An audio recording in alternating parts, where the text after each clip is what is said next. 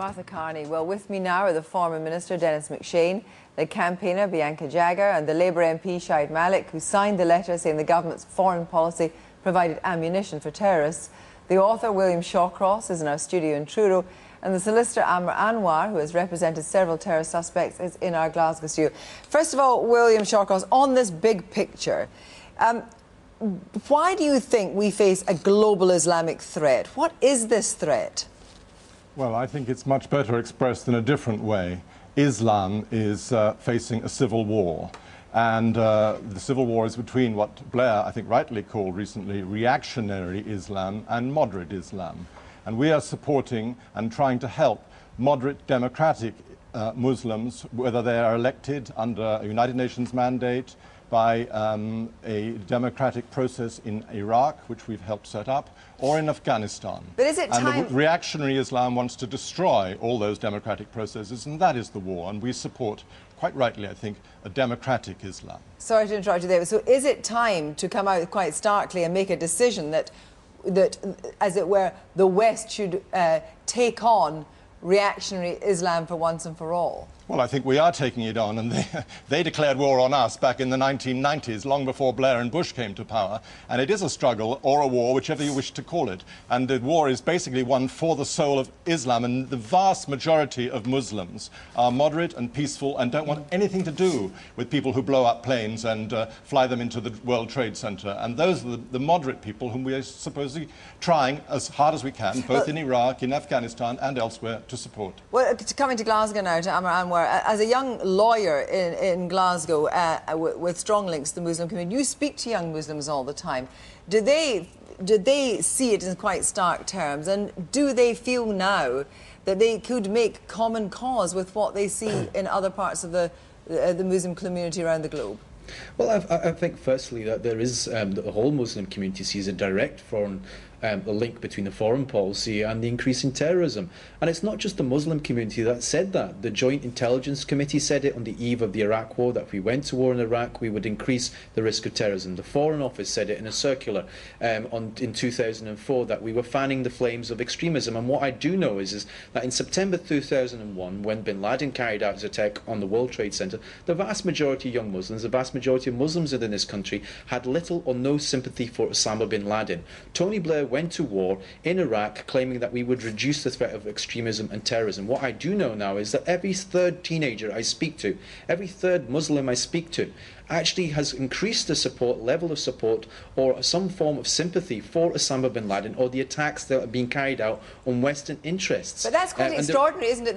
That the leap from seeing, and we'll talk about foreign policy in a little while, but the leap from seeing what goes on with suicide bombers abroad and at home, and actually supporting that, you would think was a huge leap. I think what we have to say is that there are genuine grievances, and what we've had is a continual denial by George Bush and by Tony Blair in that there are no genuine grievances, and those grievances are stark. You don't need to watch some mad mullah on some TV. What you need to do is watch the television screens every day. And the proof of the pudding is Sadiq Khan and other individuals that carried out July the 7th. They said what motivated them was the bombings, was the atrocities in Iraq. What we've seen daily on our TV screens, the whole community, is the atrocities in Abu Ghraib, the tortures in Guantanamo Bay, in Iraq, in Afghanistan, a drip-drip effect, which actually eventually has led to Tony Blair as responsible probably in the last 30 days of the Lebanon conflict in recruiting more people to Al-Qaeda, converting more to the cause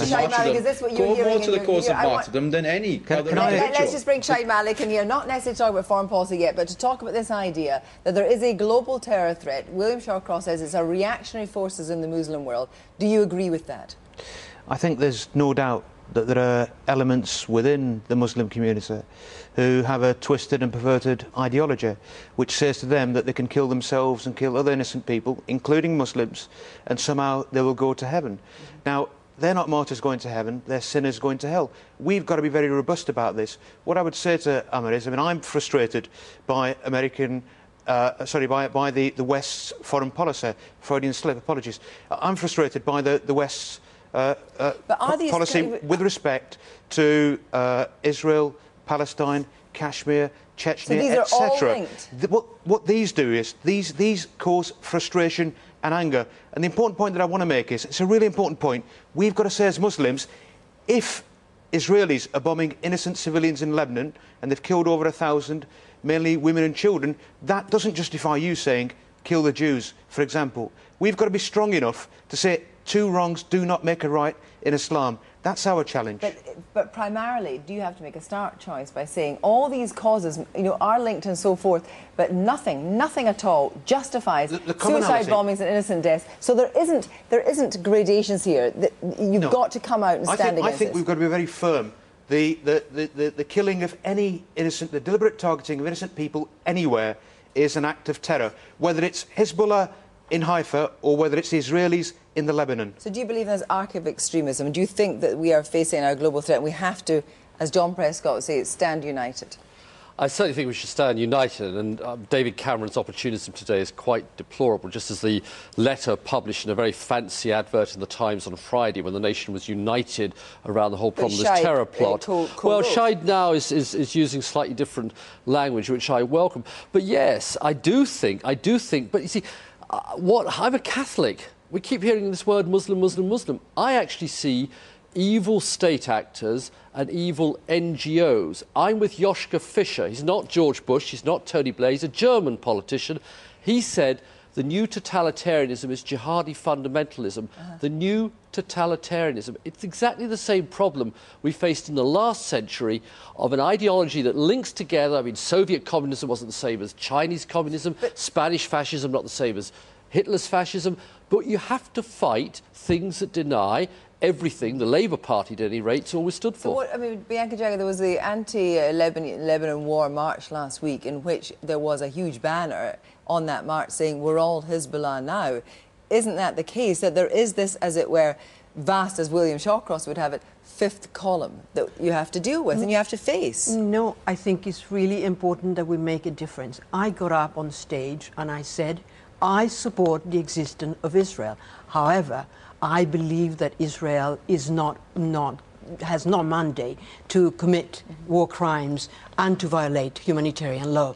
It is important for us to understand that we can't just fall in the trap of Tony Blair or George Bush saying you are with us or against us, which means we can no longer analyze the reasons why there is a radicalization among young people, among Muslims in this country and throughout the world. Can I just politely say, it would be great if the president of Iran or Syria or the leader of Hezbollah could say, I support the existence of Israel. It would have been great in that advert in Friday that the British people side, British, not Muslim, could say, we support the existence, the full-hearted existence of the State of Israel. It's fantastic you did that, but very few of the other people actually will do this. I'd like to say something very clearly. I know a lot of Lebanese people, and the Lebanese people have shown a great degree of moderation. In fact, Lebanon is is an example of a democracy, a multi-ethnic country where 18 people are participating in the government. And in fact, if the United States and Tony Blair and George Bush have not given the green light and have said we need to have a ceasefire right away, then probably we could have let the government find a solution inside the country. Moving on, William Shawcross now to talk about foreign policy.